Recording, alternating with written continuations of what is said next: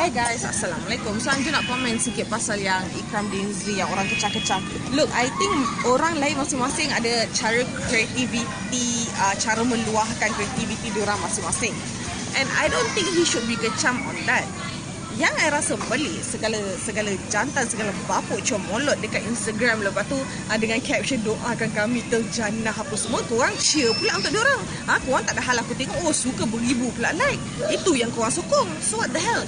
Lepas tu segala budak dah habis sekolah, segala budak lelaki baru habis sekolah, sekarang the new trend is to pakai perempuan, menari perempuan kat Instagram just to get more likes. Itu korang sokong pula. Kalau anak lelaki aku pergi buat macam tu kat Instagram, aku sepak muka dia. Kalau korang nampak anak aku buat macam tu, korang perlu sepak muka dia untuk aku, because I don't want my son to turn out to be a fucking faggot, yo. Pasal Ikram Dinzri ni, I think that's just his way. Aku pun menari bawah bulan under the rain, dancing in the moonlight, cuma aku tak post.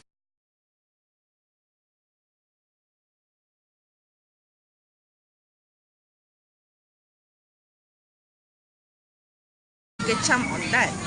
Yang I rasa pelik, segala jantan, segala bapuk comolot dekat Instagram, lepas tu dengan caption doakan kami terjannah apa semua, korang cheer pula untuk diorang.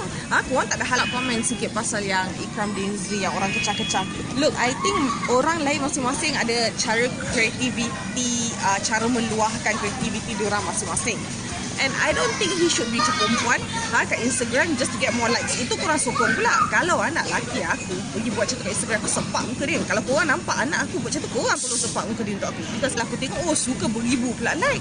Itu yang korang sokong. So what the hell? Lepas tu segala budak dah habis sekolah, segala budak lelaki baru habis sekolah, sekarang the new trend is to pakai perempuan, menari.